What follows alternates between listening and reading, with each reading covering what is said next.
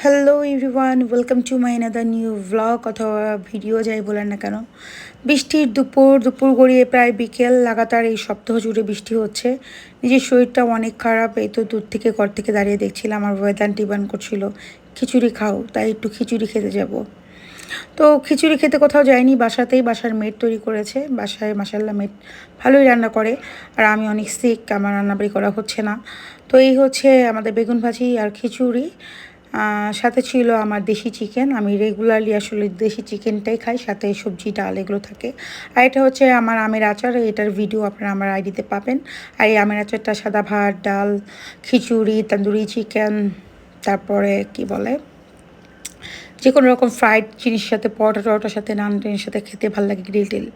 আর সাথে আমার দেশি চিকেন এই তো একটু নিলাম, ভাবছি খাবো, কিন্তু আদৌ খেতে পারবো কিনা। আর দেখেন পাশ থেকে আমাকে আবার আচার উঠায় দিচ্ছে, আবার চিকেন উঠায় দিচ্ছে, বেগুন উঠায় দিচ্ছে। আমি এটুকুই খেতে পারবো কিনা তার ঠিক ঠিকানা নাই। আর এই লোক আমাকে এভাবে উঠিয়ে দিয়ে থাকে সব সময়। এর যন্ত্রণায় আমি ঠিকই আসলে অতিষ্ঠ। ও মনে করে আমি খেলে হয়তো ভালো থাকবো, আমাকে অনেকগুলো সারা দিন রাত মিলে আমাকে প্রায় 16-17টা ওষুধ খেতে হয়, অনেকগুলা। কিন্তু আসলে সত্যিকার অর্থে আমি খেতে পারি না। সেই লোকটা হচ্ছে এই লোক, দেখেন কিলকিল করে হাসি দিচ্ছে। ও পাশে বসে আমাকে এগুলো খাওয়াবে, কিন্তু আসলে ইম্পসিবল। একটু তেলও নিয়ে নিলাম, আমি মানে খিচুড়িতে সরিষার তেল পছন্দ করি। আর মুভি দেখার জন্য রেডি হলাম, ও বলছিল মুভি দেখো আর আস্তে আস্তে খাও। তবে ফাইনালি বসে বসে পাহারা দিচ্ছে, কিন্তু তবে ফাইনালি আমি খেতে পারি নাই। পরে নিয়ে নিলাম চা। চাও খাওয়া যাবে না, ডক্টর বলছে যে কয়েকদিন গরম খাবার খেতে না, কারণ দাঁতের সমস্যা হচ্ছে, দাঁতে রুট ক্যানেল চলছে। হালকা একটু ঠান্ডা করে নিয়ে রং চাই খাচ্ছি, যেহেতু ঠান্ডার সমস্যা। এই তো সন্ধ্যা করিয়ে এখন রাত, মুভি টুভি দেখলাম, এভাবে সময় কাটলো। আর রাতে আমি আমার খাই আম্রপালি আম আর হচ্ছে এই মালাই। যদিও মালাইটা খাওয়া ঠিক না, বলবেন এটা ফ্যাট এবং ফ্যাটি লিভার, আমার প্রবলেম আছে।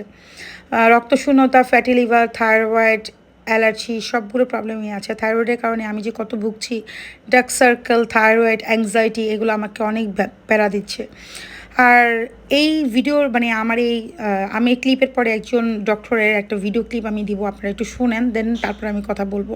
অবশ্যই অনেক अगर आप উপকারে আসবে। अंदर ही अंदर रो रहे हो, आप बाहर नहीं एक्सप्रेस कर पा रहे हो, तो उसको सप्रेस क्राइम बोलते हैं। आपको डार्क सर्कल्स हो जाएंगे, आपका चेहरा मुरझा जाएगा। अगर आपके अंदर बहुत गुस्सा भरा हुआ है, आप बोल नहीं पा रहे हो, या आप अपने लिए स्टैंड नहीं ले पा रहे हो, अपने आप को एक्सप्रेस नहीं कर पा रहे हो, तो आपको थायराइड या सोर थ्रोट या गले की तकलीफ होगी। आप अपनी आवाज की पावर को यूज नहीं कर पा रहे हो। अगर बहुत ज्यादा बर्डन लिया हुआ है आपने, दुनिया भर की रिस्पॉन्सिबिलिटीज हैं आपके सर पे, जिसको ना आप निभा सकते हो ना आप छोड़ सकते हो, तो आपको अपर बैक और शोल्डर्स की तकलीफ होगी। अगर आपके फैमिली में कोई ऐसा है जो आपको बहुत क्रिटिसाइज करता है या आपको बहुत बोलता है ऐसे नहीं ऐसे करो, तो आपको माइग्रेन हेडेक्स होंगी। हमारा बॉडी इतना इंटरेस्टिंग है, जेनरेशंस तक की प्रॉब्लम्स हम हमारे बॉडी में लेके चलते हैं।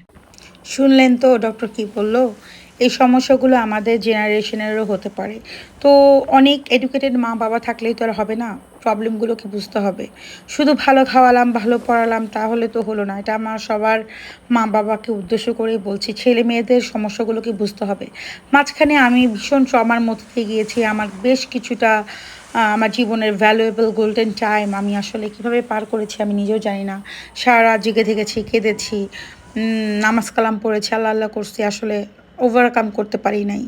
এই প্রবলেম থেকে আমার থাইরয়েড ইস্যুস আর ডার্ক সার্কেলের কথা তো শুনছেন। Thyroid issues, dark circle, shoulder pain, এগুলো সবারই আছে। তবে পিঞ্চ করার লোক নেই, পিছের লোককে কী বললো এগুলো আমি শুনি না, আই ডোন্ট কেয়ার। তো আমি হচ্ছে পার্সোনালি আপনাদেরকে অনুরোধ করব, ছেলে মেয়েদেরকে বোঝার চেষ্টা করেন এবং জেনারেশনকে একটা সুন্দর লাইফ দেন। ভালো থাকবেন সবাই, দেখাবে অন্য একটা ভিডিওতে।